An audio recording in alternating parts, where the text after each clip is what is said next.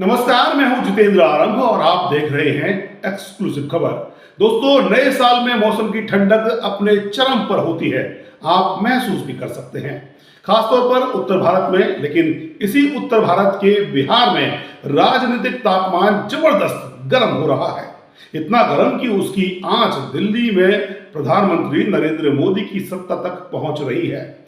इसलिए इस ठंड में हम आज फिर आपके लिए वही सियासी गर्माहट लेकर आए हैं, क्योंकि अब बिहार की राजनीतिक उबाल की ओर बढ़ रही है। ये उबाल दूध जैसा नजर नहीं आता, बल्कि दाल जैसा दिख रहा है, जिसमें उबाल के साथ कुछ झाग बाहर भी निकाल दिया जाता है। दाल पकाने का ये सबसे सेहतमंद तरीका है। आपके घर में जो बड़े बुजुर्ग हैं या गांव में रहने वाले आज भी दाल कुकर में नहीं, इसी तरह किसी खुले बर्तन में पकाते हैं। अब बिहार के मुख्यमंत्री नीतीश कुमार भी शायद अपनी सत्ता और सियासत की दाल इसी तरह पकाने की कोशिश कर रहे हैं। नए साल के मौके पर आरजेडी के मुखिया लालू यादव ने कल देर रात नीतीश कुमार को खुलेआम एक डायरेक्ट ऑफर देकर राजनीति में एक बड़ी हलचल मचा दी। लेकिन सुबह होते होते आरजेडी और जेडीयू यानी लालू यादव की पार्टी और नीतीश कुमार की पार्टी दोनों ओर से अलग अलग तरह के बयान आने लगे। दिल्ली में मोदी सत्ता तक लालू यादव के बयान से बेचैन हो गई और मोदी ने अपने बचाव में नीतीश की पार्टी के ही मंत्री लल्लन सिंह को मैदान में उतार दिया। नीतीश कुमार लालू यादव के ऑफर पर क्या बोलते हैं, उससे पहले ही मोदी जी ने परसेप्शन के खेल को पलटने का दांव चल दिया। इसके लिए मोदी का मोहरा बने जेडीयू सांसद मोदी कैबिनेट में मंत्री लल्लन सिंह, जिनके बारे में अब शायद किसी को भी शक नहीं रह गया कि लल्लन बाबू मोदी और अमित शाह की गोद में बैठ चुके हैं। लल्लन बाबू का कहना है कि नीतीश कुमार और जेडीयू एनडीए के साथ हैं और रहेगी। आप पूछ सकते हैं कि पार्टी के इकलौते मुखिया मुख्यमंत्री नीतीश बाबू हैं। ऑफर भी नीतीश बाबू को दिया गया है और फैसला भी नीतीश को ही लेना है। फिर लल्लन सिंह की बात का क्या मतलब? लेकिन मोदी और शाह के सुर में सुर मिलाने लल्लन सिंह अपनी ओर से प्रधानमंत्री को राहत देने में चूकना नहीं चाहते थे। ऐसे ही दिल्ली में बैठे जेडीयू सांसद और कार्यकारी अध्यक्ष संजय झा ने भी अरविंद केजरीवाल की नीतीश को लिखी चिट्ठी पर जवाब दे दिया था। वो जुबान भी मोदी और शाह जैसी ही थी, लेकिन नीतीश कुमार अब भी कुछ नहीं बोल रहे थे।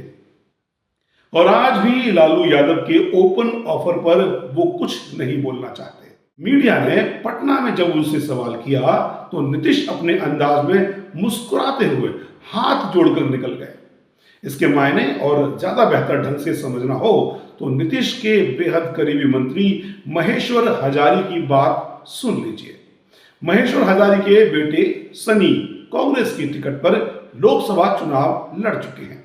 महेश्वर बाबू कहते हैं कि राजनीति में कोई भी दोस्त या दुश्मन स्थायी नहीं होता। यानी लल्लन सिंह जो दिल्ली में मोदी सत्ता की गोद में बैठकर बोल रहे हैं, उसे पटना में खुद नीतीश कुमार के तेवर और नीतीश के करीबी मंत्री ही खारिज कर रहे हैं।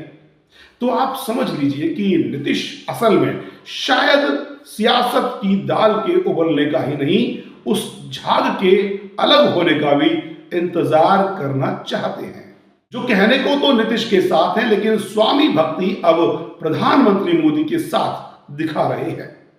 नीतीश की खामोशी भरी यही मुस्कुराहट मोदी और शाह के चेहरे से खुशी उड़ा रही है, क्योंकि लालू यादव की बात पटना में ही बैठे मुख्यमंत्री नीतीश कुमार के कानों तक पहुंची है, तो दिल्ली में बैठे सत्ता की राजनीति करने वाले सबसे बड़े धुरंधर प्रधानमंत्री नरेंद्र मोदी और उनके चाणक्य अमित शाह के कानों तक भी जरूर पहुंची है। लालू और नीतीश की जुगलबंदी बिहार में सदा के लिए मानी जाती है और ये दोनों दिग्गज एक नहीं कई बार ये साबित कर चुके हैं कि कम से कम बिहार में तो मोदी और शाह से बड़े राजनीतिक मास्टर यही दोनों हैं। अब एक बार फिर नीतीश और लालू यादव मिलकर बिहार में बड़ा उलटफेर कर सकते हैं। ये उलटफेर सिर्फ पटना ही नहीं, दिल्ली की सियासत भी हिला सकता है। जिस तरह नीतीश की खामोशी उनकी पहचान है, उसी तरह लालू यादव की पहचान उनके बोलने के अलग अंदाज से रही है। बिहार की राजनीति में नीतीश कुमार और लालू यादव दो ऐसे नेता हैं जो पिछले करीब 35 साल से सत्ता को संभालते आ रहे हैं। समय समय पर दोनों राजनीतिक विरोधी और सहयोगी भी बनते रहे हैं, लेकिन निजी तौर पर दोनों हमेशा एक दूसरे के मित्र ही रहे हैं। बिहार की सत्ता की कमान अगर पिछले 35 साल से कांग्रेस या बीजेपी के हाथ में नहीं जा पाई, तो इसकी बड़ी वजह लालू और नीतीश की निजी दोस्ती और सियासी रणनीति ही है। अब जिस दौर में एक बार फिर नीतीश कुमार को लेकर बीजेपी ने बिसात बिछानी शुरू कर दी है। बीजेपी बिहार में सत्ता की कमान थामने का सपना बुन रही है, तो नीतीश कुमार बेचैन हो रहे हैं। दिल्ली में प्रधानमंत्री नरेंद्र मोदी की सरकार के कई ऐसे काम हैं जो नीतीश की विचारधारा और उनकी राजनीति से उलट हैं। अमित शाह के बाबा साहेब अम्बेडकर को लेकर दिए बयान ने तो नीतीश के सामने सबसे बड़ी मुश्किल खड़ी कर दी है। ऐसे में नीतीश के तेवरों को कमजोर करने के लिए मोदी और शाह ने दिल्ली से पटना तक जो बिसात बिछाने शुरू की है, जेडीयू और नीतीश को कमजोर करने की जो कवायद शुरू की गई है, उसे लेकर ये कयास लंबे समय से लगाया जा रहा है कि नीतीश एक बार फिर बीजेपी का दामन झटक कर आरजेडी के साथ जा सकते हैं। उन्हें इंतजार है तो बस एक औपचारिक ऑफर का, और अब वो ऑफर नए साल की शुभकामनाओं के साथ सामने आ भी गया है।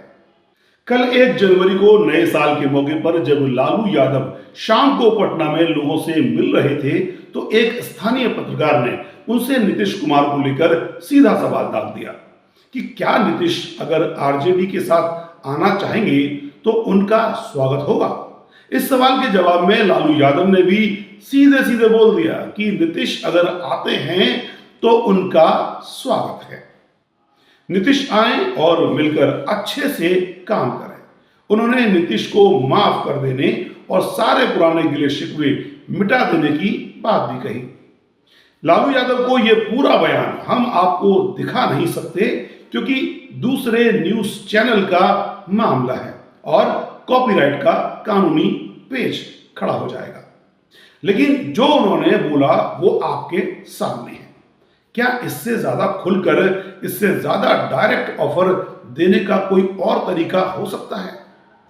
वैसे ये भी जान लीजिए कि इतने बड़े नेताओं की जुबान ऐसे गंभीर मसलों पर मीडिया के सामने तभी खुलती है जब सारी बात तय हो चुकी होती है। लालू यादव का ये डायरेक्ट ऑफर नीतीश कुमार तक मीडिया के जरिए ही पहुंचा हो, ये समझना भी बेवकूफी होगा।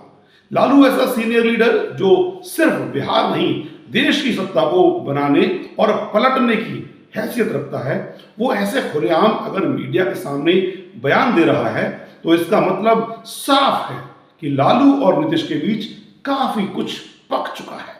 हालांकि खुद लालू के बेटे तेजस्वी उनके बयान को मीडिया को शांत करने के लिए दिया साधारण और लालू की स्टाइल बयान बता रहे हैं, लेकिन देश की सियासत में तो भारी हलचल मच गई है।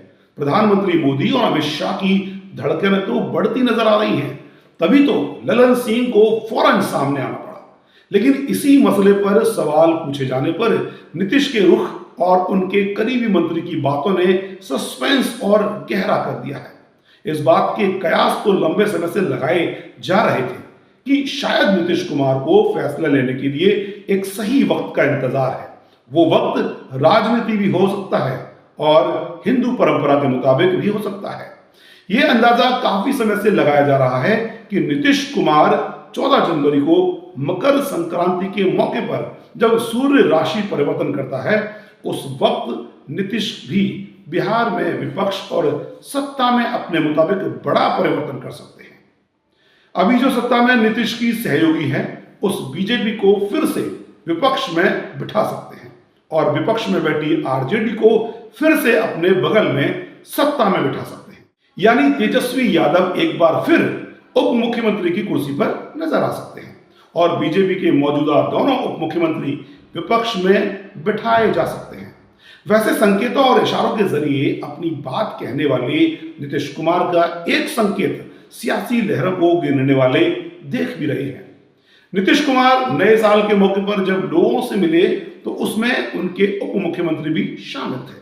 इस मुलाकात की तस्वीर भी नीतीश कुमार की ओर से सोशल मीडिया एक्स पर जारी की गई। आप देख सकते हैं कि नीतीश कुमार ने अपने उप मुख्यमंत्री को भी लोग ही लिखा है। इस इबारत से क्या नीतीश ने दिल्ली में बैठे प्रधानमंत्री मोदी और अमित शाह को अपना फैसला सुनाया है? क्या बीजेपी के नेता अब सत्ता में शामिल खास नेता नहीं, विपक्ष में शामिल साधारण लोगों की कतार में आने वाले हैं? नीतीश कुमार संकेतों की राजनीति के माहिर खिलाड़ी हैं। खामोशी के साथ वो अपने इशारों से ही बड़े बड़े राजनीतिक संदेश देते आए हैं। लंबे समय से नीतीश और मोदी शाह के बीच रिश्तों की उठापटक चल रही है, जिसके बारे में हमने आपको अपने पिछले कुछ वीडियो में हर बात बताई भी है। लेकिन अब लगता है कि नीतीश और मोदी शाह के रिश्तों की इस उठापटक ने क्लाइमैक्स का वक्त आ गया है। नीतीश एक साल पहले तक आरजेडी के साथ ही बिहार की सत्ता में थे। पिछले साल जनवरी में ही उन्होंने अपना पाला बदला था। नीतीश के सामने आज जो फैसला लेने की मुश्किल है, उसमें एक बड़ी रुकावट उन पर लगाए पलटू राम का टैग भी है, क्योंकि नीतीश एक नहीं 2 बार बीजेपी और आरजेडी के साथ विपक्ष स्वैपिंग का खेल खेल चुके हैं। लेकिन इस खेल में पलटने का टैग अकेले नीतीश कुमार पर आता है। बीजेपी भी पलटी है और आरजेडी भी। नीतीश का हर बार एक ही डायलॉग होता है कि वो कहीं नहीं जा रहे, और ये सच भी है कि नीतीश मुख्यमंत्री की अपनी कुर्सी पर कायम रहते हैं। बदलता सहयोगी और विपक्ष है। ऐसा करके नीतीश 9 बार, जी हां 9 बार मुख्यमंत्री पद की शपथ ले चुके हैं। लेकिन अब 10वीं बार शायद वो बगैर शपथ के ही सत्ता का सहयोगी और विपक्ष बदल सकते हैं। वो बीजेपी के सभी मंत्रियों को बर्खास्त कर आरजेडी के नेताओं को अपनी कैबिनेट में शामिल कर सकते हैं। अपनी मर्जी का मंत्रिमंडल चुनना मुख्यमंत्री का अधिकार होता है। बाद में राज्यपाल अगर नीतीश कुमार को बहुमत साबित करने को कहते हैं तो आरजेडी और कांग्रेस की बदौलत नीतीश कुमार बहुत आराम से बहुमत भी साबित कर सकते हैं।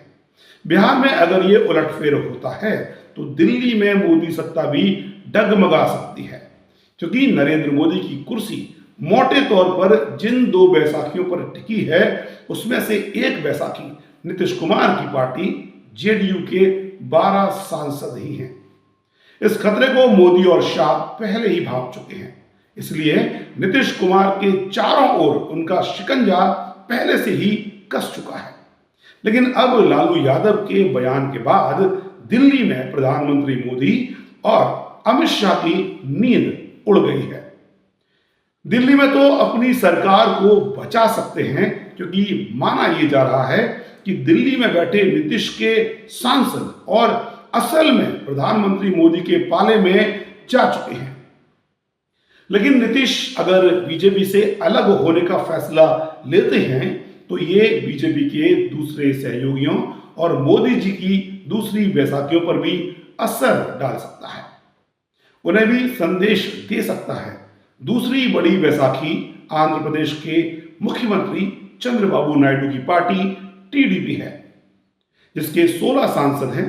नायडू के साथ ही पवन कल्याण की पार्टी के भी 2 सांसद हैं। नीतीश और नायडू से बीजेपी का साथ छोड़ने की लिखित अपील तक की जा चुकी है। अमित शाह के बयान के बाद बाबा साहेब के अपमान का आरोप लगाकर विपक्षी इंडिया गठबंधन लगातार नीतीश और नायडू से बीजेपी का साथ छोड़ने की मांग कर रहा है। नीतीश पिछले दिनों जब पूर्व प्रधानमंत्री डॉक्टर मनमोहन सिंह को श्रद्धांजलि देने दिल्ली में उनके परिवार से मिलने पहुंचे थे, उस वक्त भी इस तरह के पोस्टर लगाए गए थे कि नीतीश और नायडू मोदी सरकार से समर्थन वापस ले लें। मोदी सरकार पर पूर्व प्रधानमंत्री मनमोहन सिंह के अंतिम संस्कार को लेकर भी सवाल उठाए गए थे।